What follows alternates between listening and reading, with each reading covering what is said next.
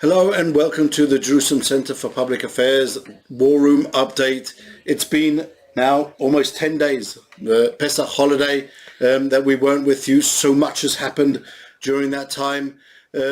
Moving around in the Gaza Strip, the war in the north with Hezbollah is continuing on. The war in the south with the Houthis is continuing on, and obviously that incident with Iran, if you could call it that, firing 336 rockets, missiles, UAVs, ballistic missiles at Israel and Israel's defenses, and then Israel's response to that attack.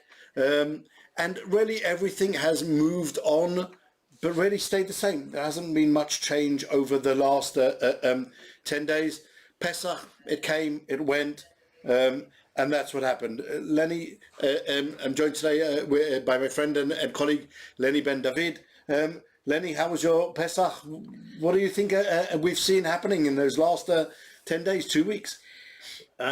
Besides the Israeli reaction to the Iranian act of war, firing on Israel, and somehow keeping it calm, I think we're seeing an attempt to move the hostage and the ceasefire, but I don't see anything happening. There are a lot of people flying around, and the Secretary of State is here. I don't think Hamas is going to move on to these issues, but that's the big issue today. It's feeding false optimism to the families of the hostages, and it's a very sad situation that if no one gets released, I don't know what's going to happen. It's really the Hamas continuation of that psychological warfare, releasing 2 different videos over Pesach of the hostages, criticizing the Israeli government and calling for the Israeli government to do more to bring about their release. But really, Hamas, as you said, Lenny, I don't think Sinwar is at all interested in letting any of the hostages go.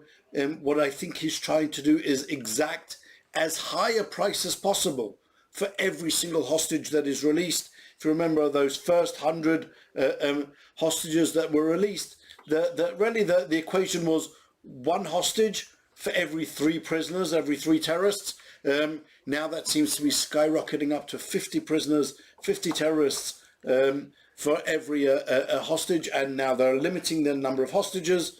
I think that at any deal that doesn't bring about the immediate release of all of the hostages in one go is really condemning those that stay behind to a slow but almost certain death. The Hamas messaging already that we saw in the video of Hersh Goldberg Polin was that already 70 of the hostages have been killed. That's substantially higher than the number that Israel had originally known or estimated, which was around 30. And we don't even know if it's psychological warfare again. Maybe they are alive, maybe they're not, but we still don't have a list of who is held hostage. And who of them are alive and who have already been killed. And this is an abomination under international law, and we have Secretary of State, the Secretary of State visiting now.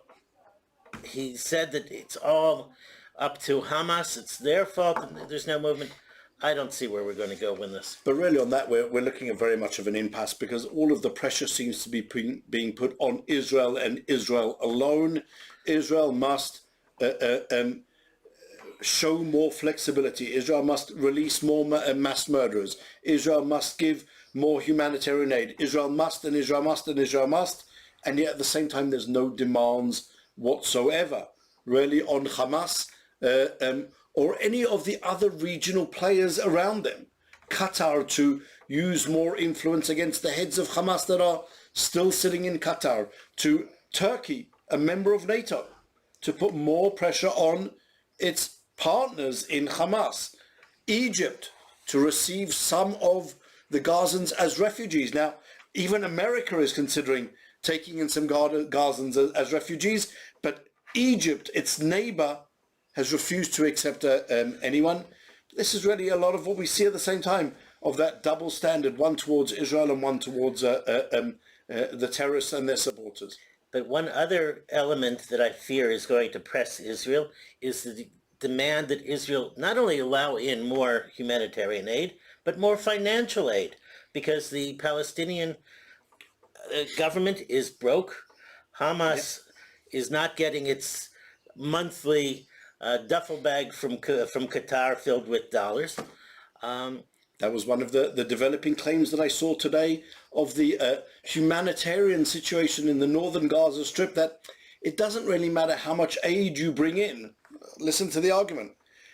Because there's no money running around in the northern Gaza Strip, they can't buy the aid. Well, isn't it by definition meant to be free?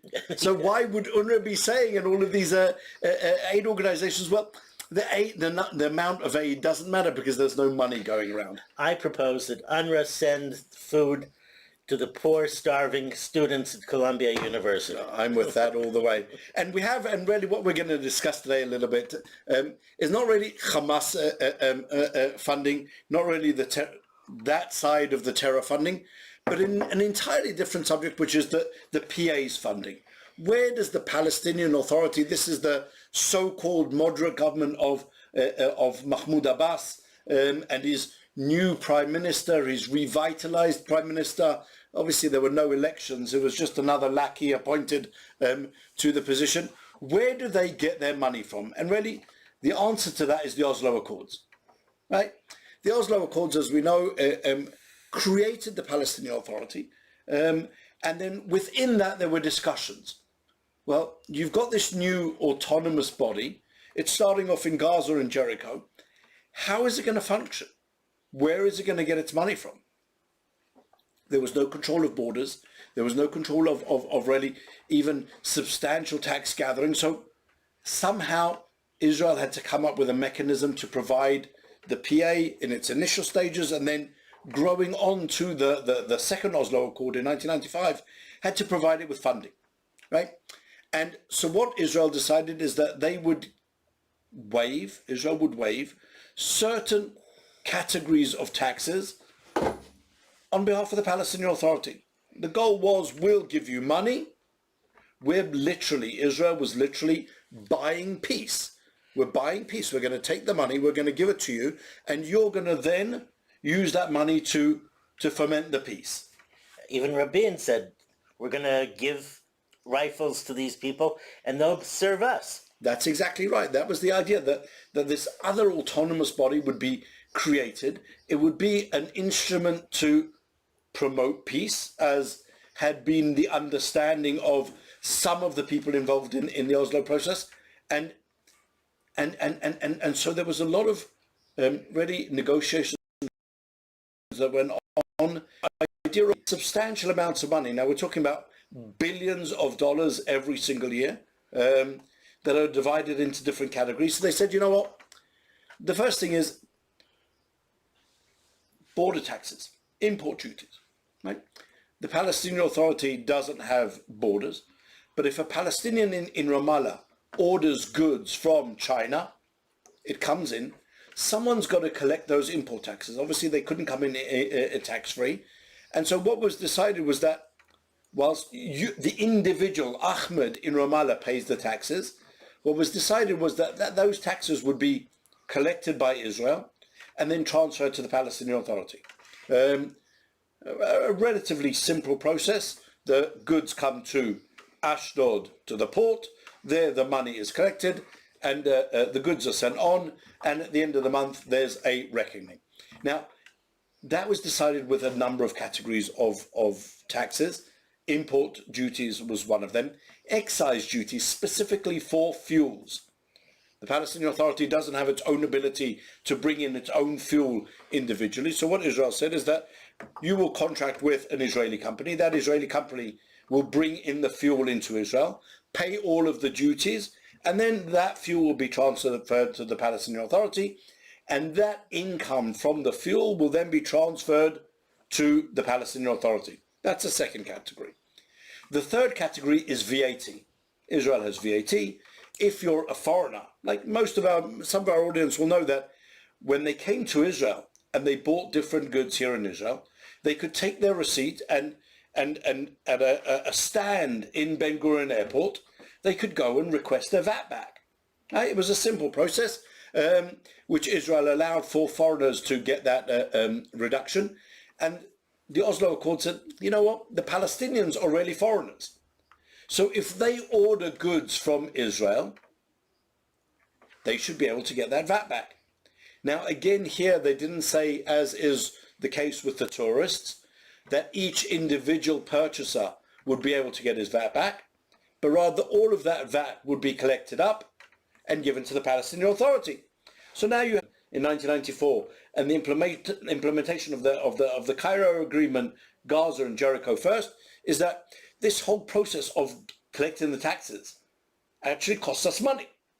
So in the interim agreement in 1995, the second Oslo Agreement, the Palestinians agreed to pay a 3% handling fee. Okay. So this is where the Palestinians get their money from. There's a fourth category, which is income tax. Right? Palestinians who work in Israel legally, their employers are required to deduct income tax. That money is then transferred to the Palestinian Authority as well, 75% of their income. And Palestinians who work in the settlements in Judea and Samaria, the entire tax or income tax deductible is passed over to the Palestinian Authority. So there you have those different taxes. Now, but that's certainly not the only money that the Palestinian Authority is receiving. Without question, no. There is a massive amount of money that comes in from other sources. For example, there's the International Ad Hoc Liaison Committee, which since it was created in 1994, has given to the Palestinian Authority over $40 billion. Wow. They have a lot of money coming in from that, but as taxes come, as that's money that comes in from international donors, sometimes it goes up, sometimes it goes down. The tax income that I was describing previously, when you look at the financial reports of the Palestinian Authority, you see something amazing, right? 65 to 70% of the entire PA income from taxes and almost 60% of their entire expenditure is the taxes that Israel gives them. There are incrementals that come in, a donation here, a donation there, but in general, most of their income comes from that tax money that Israel collects and gives to them. The idea is we're buying peace. At the same time, all that other money coming in some cases not publicly announced or publicly known, can be skimmed off, which is a case in point. Well, so unfortunately what appears to be the case is that there's money being skimmed off from every single step of the way. What we see in the PA budget performance reports that they used to publish as part of the requirements for transparency, which they no longer publish anymore. They've thrown transparency to the wind. You saw a line, an expenditure line called PLO institutions. What are the PLO institutions? No one really knows. We know that the PLO funds and provides funding for its member organizations. In other words, the PFLP, an internationally designated terrorist organization, US, EU, receives money from the PLO. The PLO receives all of its money from the Palestinian Authority. The Palestinian Authority receives its money from either Israel or the international community. So when you had the situation where America was still, or the US or Europe is still giving money to the PA, they give their money, they give their donation, it goes into the PA. Instead of the PA whitewashing the money, they were blackwashing the money. They were taking the donations and then giving it to the terrorist organizations. And you mentioned the PFLP. I should note that people in the United States are seeing the PFLP flag show up again on campuses in the United States. That's the communist terrorists who were running around hijacking aeroplanes in the 70s, and now they're back there. They're front and center, murdering Jews and disrupting the campuses. So they're getting money from these sources. They're still getting money from the Palestinian Authority. Is taking money, giving it to the PLO institutions. PLO institutions direct funding to terrorist organizations. Now, it's not only the PFLP. Fatah also receives not a small amount of those donations from the PLO institutions. Fatah has its terrorist wing, the Al-Aqsa Martyr Brigades, that also, similar to the PFLP and Hamas, participated in the October 7 massacre. They also get funding. Fatah, Al-Aqsa Martyr Brigades, designated terrorist organizations, both in the US and Europe and other countries, receive that blackwashed funding through the Palestinian Authority to the PLO institutions and then onwards. And obviously that, and it's important to say what it meant, just to go over what I said before. Out of every 100 shekel that the PA gives to the PLO and the terrorists, the Israeli tax income that Israel collects and gives to the PLO is 65 to 70%, 70 shekel of every 100 shekel. Literally using our own money in order to fund terrorism against us. I'm flabbergasted. Moreover, the PLO pays the terrorists. The pay for slay policy, without question. Well, every terrorist that, if you're giving me now 100 shekel, 70 shekel Israel gave you to do. So you have the pay for slay policy, right? The PLO pays every terrorist arrested a monthly salary, right? You can be a murderer. The Nukhba terrorists, the terrorists who carried out the invasion and the October 7 massacre, genocide, are going to receive a payment from the PA. So they'll receive whatever the pay scale is. It goes up with time spent in prison, obviously. That's the way that it works. The PA considers every single one of these terrorists as their employees. So in the same way as an employee, over time, his salary grows, so too do the salaries of the terrorists. And so of every 100 shekel that the Palestinian Authority pays to the murderers of Jews and anyone else, 65 to 70 shekel of it came from Israel. That's unbelievable to think that we thought we were buying peace, but really we were buying this whole system of terror funding. We agreed in Oslo to give up on that money in and for that noble cause of peace, and yet the PA seems to use that money to achieve exactly the opposite goals. I recently came across an article written by Taylor Force's parents. Taylor Force, of course, is the American student, ex-veteran who was killed, and the Congress and his parents were alarmed that his murderer would be paid by the PA. And they said that this is written by Stuart and Robin Force, who are great people. For the past 20 years, the PA has been doling out more than $300 million a year in monthly paychecks to convicted terrorists and families of terrorist martyrs in both the West Bank and Gaza. And now that population of terrorist killers has just increased exponentially. Really exponentially. And they will carry on paying, and they will carry on paying. That Taylor Force is obviously the law in America that was passed by Congress in 2018 that limits the US aid, the direct US aid to the Palestinian Authority. Now, there are, as you know, there are four different categories of general categories of US aid to the Palestinians. Two are very small, two are substantial. One is the Economic Support Fund, which was hundreds of millions of dollars every single year, and the other one is the Security Fund, right? So what Taylor Force says is that whilst the PA still has this pay-for-slay policy, no economic support fund money will be able to go for the direct benefit of the Palestinian Authority. And so for many years, definitely under the Trump administration, the PA lost all of that money. At one stage, there was the Anti-Terrorism Clarification Act that was passed at the end of 2018, which said that if you're a recipient of US aid, you inherently agree to US jurisdiction of the courts. Why did that come about? Because the Palestinians were happy to take US money, but then when they were sued for their acts of terrorism, said, oh, we don't have a sufficient presence in the US. Then Palestinian Prime Minister Rami Abdallah wrote to the Secretary of State and said, well, if this is your new law, you know what? We don't want any more of your money, as if he was doing the Americans a favor. And so it's outrageous, because really they were taking the money and then using it.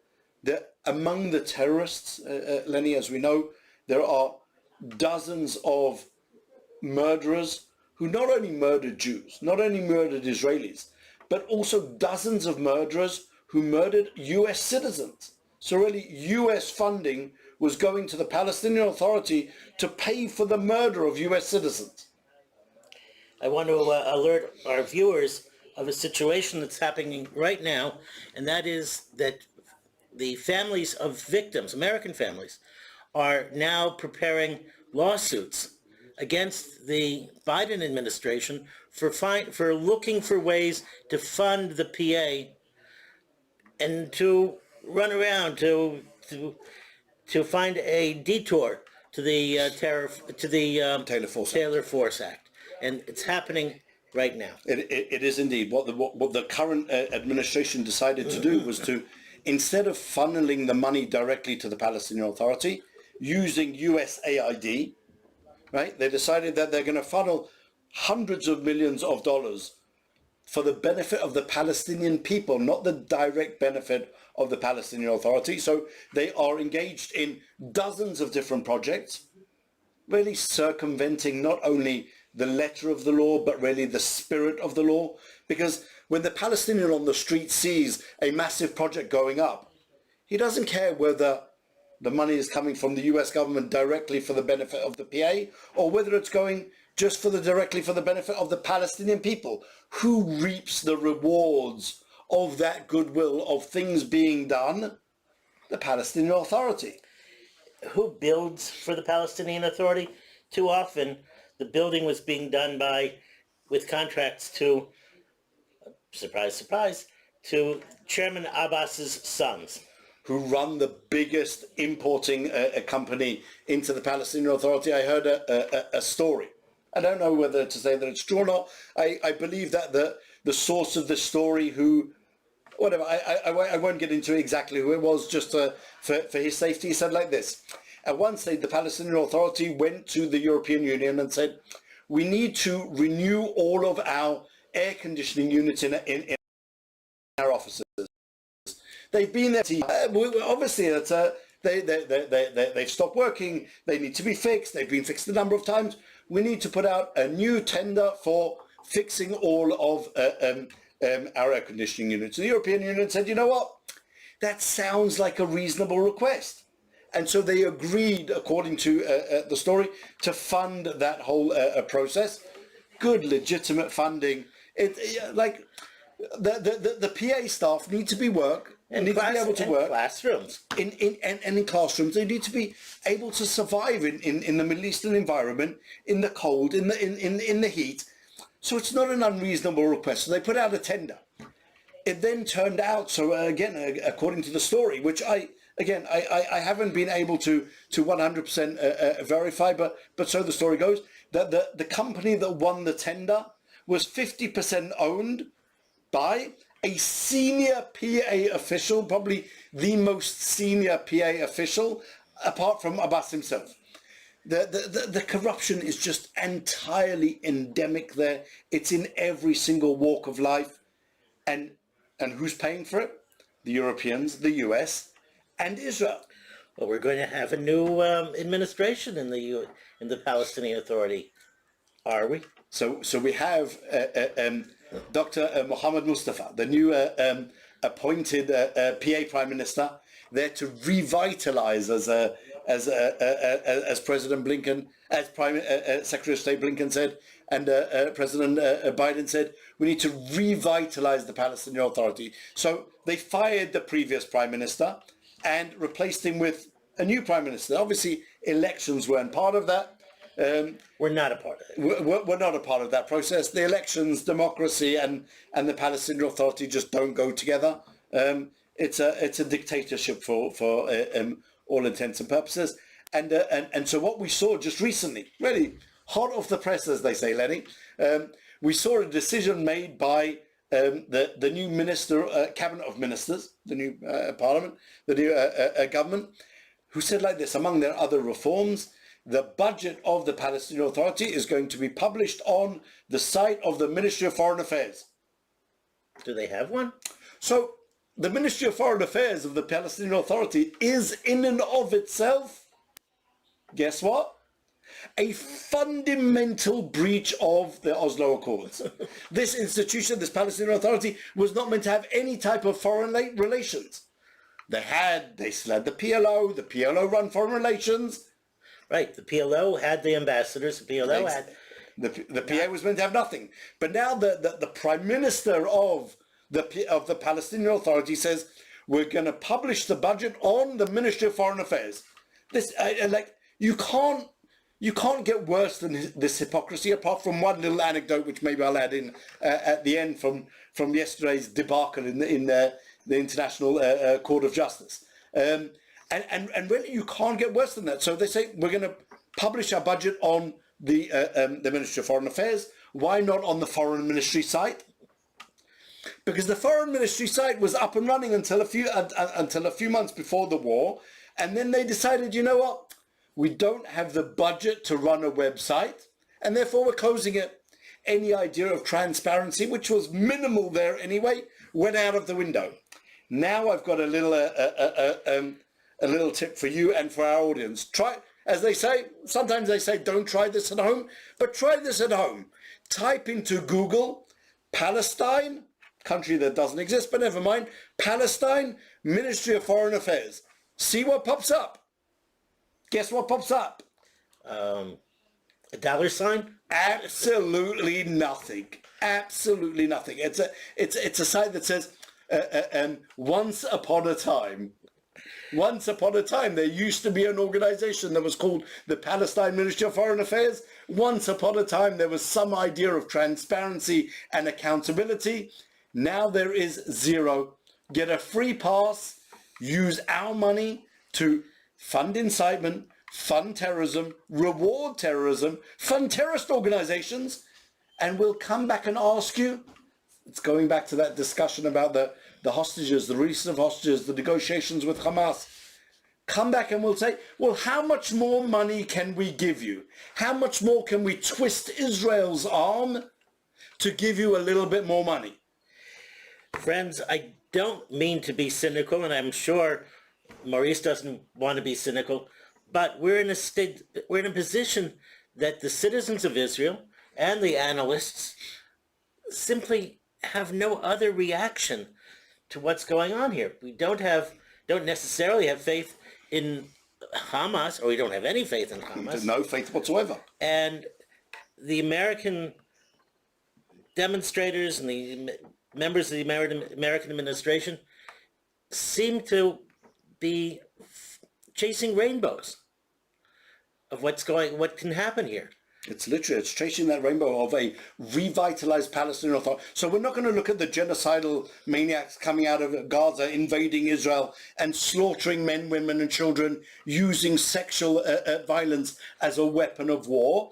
We're going to ask the good guys in Ramallah, who only fund terrorism, fund incite to murder, pay rewards to terrorists. We're going to call them revitalized and ask them to be the cat that looks after the cream. That's why you will see us being a little cynical about this, and hopefully the situation can change. I'm not sure. And now, so now the hot subject of the day, aside from the war, obviously, is the rumors that came out also over Pesach, that the ICC prosecutor, the International Criminal Court prosecutor, was about to put out arrest warrants for Israeli leaders on all types of charges of alleged charges. It's not even clear what the charges are, but the thought that arrest warrants were imminent flooded really the country, and there too, right? American law. There's a U.S. law, and the U.S. budget is passed in the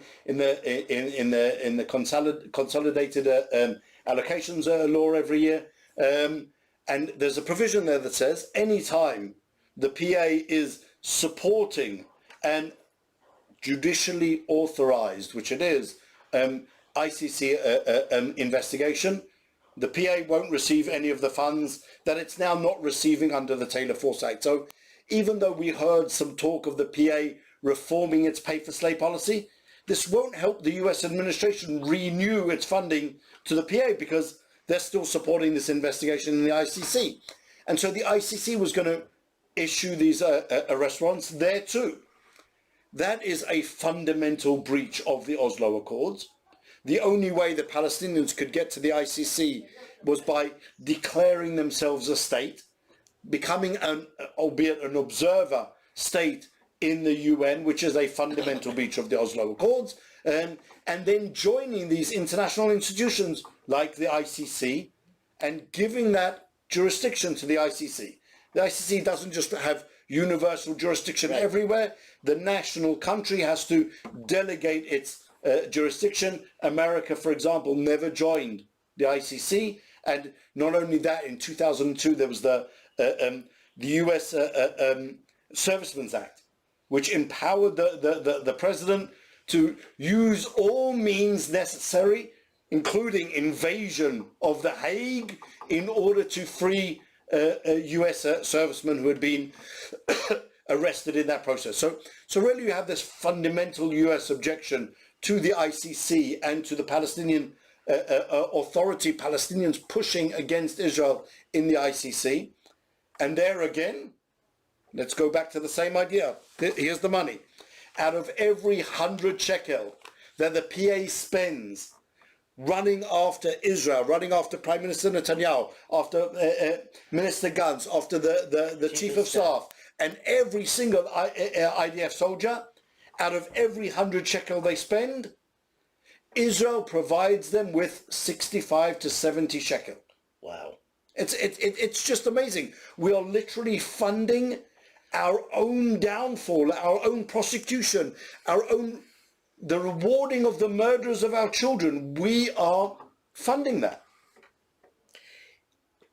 And since the PA or the Palestinians cannot go to the court because they're not a state, they go chasing after these 2-cent countries like Nicaragua or South Africa.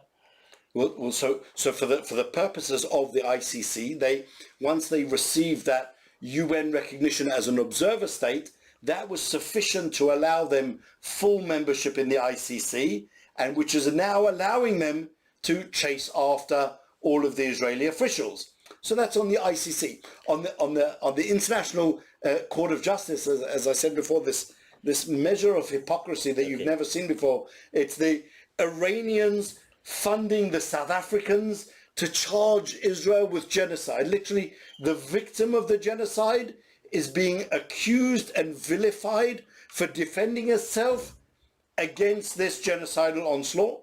So that's on the one hand. Thank you for clarifying that.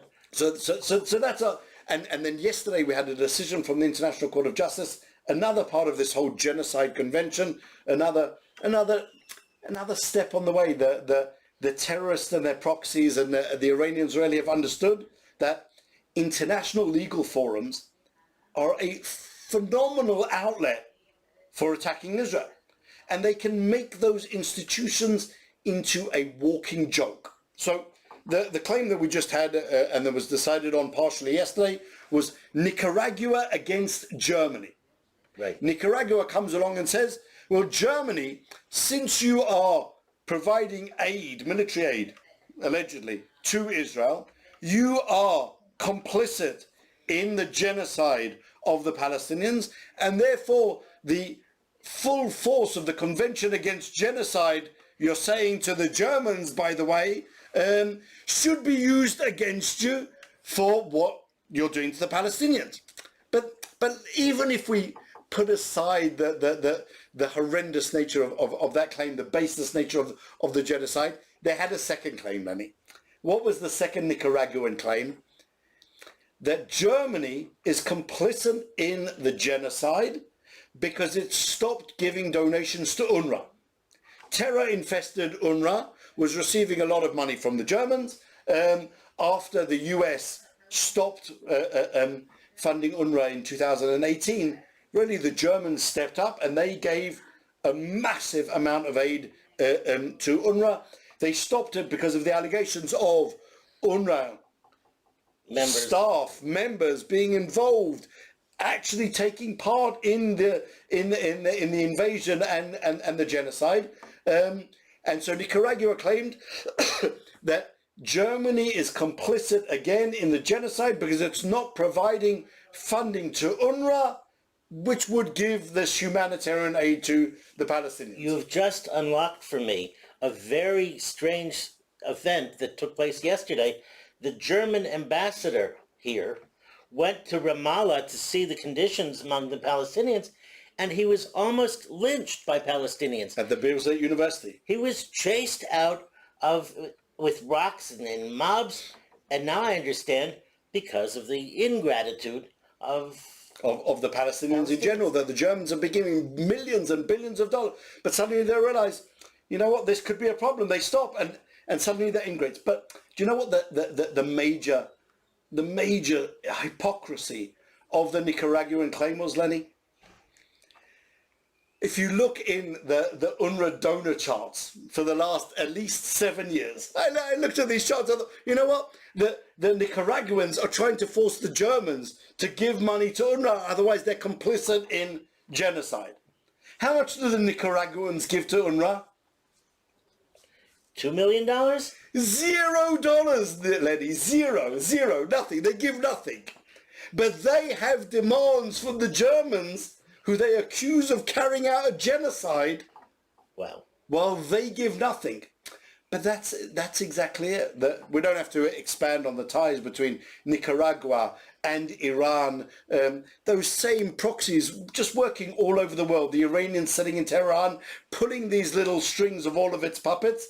And suddenly you have a country that gives nothing to the Palestinians, demanding that Germany give aid which is completely discretionary to the Palestinians, while they themselves give nothing whatsoever. You literally can't make up these stories. And to then see the International Court of Justice, you can almost read between the lines of the decision, the discomfort that they have, saying, well, we can't really find a basis for that temporary measure. What do you mean you can't find it? There is no basis for it, just claim. And yet there you have it, as there's a saying in Hebrew, adaf sovel et hakol, that you can write anything on a piece of paper. They can't respond. And so you can write that Germany should fund UNRWA when you don't yourself. And that claim, that saying, could go for the press as well, who will not look any deeper into the story and say, oh, Germany is stopping. Obviously, Germany is complicit in the genocide. They won't ever look at what's actually behind that, what's actually going on. And the ICJ couldn't even throw this bogus claim entirely out. They have this ridiculous jurisprudence that says, unless the claim is manifestly outrageous, then it's going to stay on the docket. So this crazy case is going to stay on the docket of the ICJ. And what's wonderful almost to see is that you're now seeing this open abuse by the Palestinians, by the Iranians, by their supporters of all of these international institutions. Karim Khan, as our ambassador Alan Baker wrote today and a few days ago in the Jerusalem Post, they seem to feel that they have their own prosecution service, that they have their own court into which they will drag the Israelis. That's their feeling of empowerment from Ramallah. It's in every administration, every type of organization, that Iran can go on to the Women's Rights Conference, or that Welcome to the crazy world we're to in. the crazy world, specifically of the UN, where they have this ability to be democratically elected by their fellow countries into institutions and to positions which they would never allow that same type of plurality in Iran. To talk about democracy, we mentioned in the Palestinian Authority, God forbid, they might actually find out that, you know what, most of the Palestinians, as the market research shows, hate the Palestinian Authority. Secretary of State Blinken and President Biden want the revitalized Palestinian Authority. They didn't for once ask the Palestinian people, well, who do you want? Do you want the genocidal terrorists of Hamas, or do you want the thieves in Ramallah? And according to most of the responses, who do they want? No one. They want the genocidal terrorists from Hamas more than they want the corrupt thieves in Ramallah. So You're right. So and now the US is trying to really impose this like patriarchal idea of we're going to impose on the Palestinian people a leadership that they don't want, that is fundamentally corrupt, that is using all money to fund terrorism, fuel incitement, instead of promoting the goals that the Palestinian Authority was created to promote.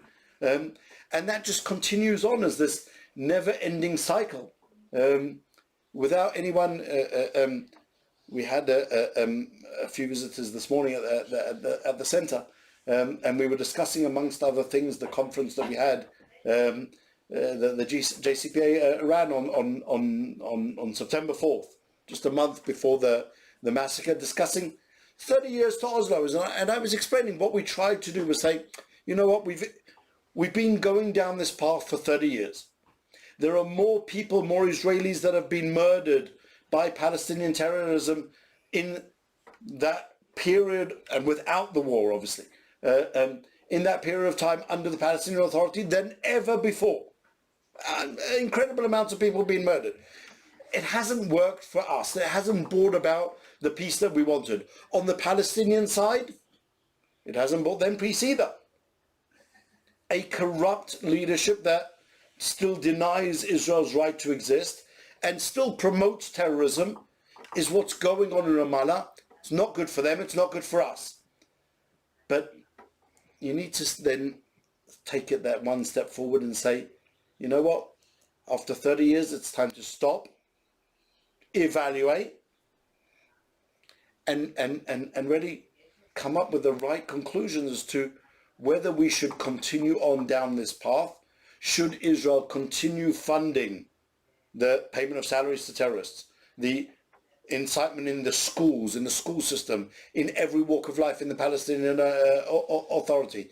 Should Israel be funding 65 to 70 shekel out of every 100 shekel, funding the Palestinian Authority to chase after IDF soldiers and the chief of staff and Israeli leaders in the ICC, funding these claims in the ICJ, funding the constant vilification of Israel in the UN. And whilst all the time that same Palestinian leadership is siphoning off untold amounts of money. Mahmoud Abbas has really not done an entrepreneurial day's work in his life. He was a terrorist leader for a very long time. He funded, so the claim goes, the Munich massacre, and then he came into the Palestinian Authority, which has been cash-strapped ever since it started, and yet he amazingly has a personal fortune of $300 million. Where did that money come from? It wasn't, Lenny, from selling his thesis for his doctoral thesis on Holocaust denial. Even that he couldn't do. So where the future is going to lead, I don't know, but I can count on you, Maurice, to keep this forum going and bring in those who have ideas. What will happen? What could happen? What dangers are in front of us? And for the day after. It's there all the time. And recently, as you know, the JCPA and together with other partners and and under the leadership of Sander Gerber was heavily involved in a new Israeli law that provides really substantial damages to the victims of terror if the terrorist is being paid a salary by the Palestinian Authority. We hope that at least if we can't stop the payments in their entirety, at least there will now be this option of providing the victims of terrorism with compensation in the hope that that will eventually have its financial impact on the Palestinian Authority, that they've lost US funding, they've lost a lot of European funding. There's the freeze law in Israel which penalizes them for their payments to terrorists. Now they're going to be compensating the victims. When will they realize that pay for slay has to end? That's the question. And on that note, really, I think we have to close for today. We will be back again with you next week, discussing a little bit more, I hope, into that whole subject of the legal proceedings around the world. What's going on in those proceedings? Hopefully we'll be joined by Ambassador Alan Baker, and we'll be able to get a little bit more into that in and of itself. What's happening with the ICC? Hopefully there'll be no developments until then. What's happening in any new cases against Israel in the ICJ? Will Israel, for example, suddenly go on the attack and adopt Nicaragua's argument against Germany? Israel can sue or put in a claim against Nicaragua. Since you're not funding UNRWA, you must be complicit in the genocide. Would Israel do that? That's the question. Stay tuned and you'll find out. That's it. Stay tuned for next week. Thank you again for joining us, everyone. We hope to see you again, as we said, next week. In the meantime, keep safe. We hope you had a good Pesach, and we will join you again next week.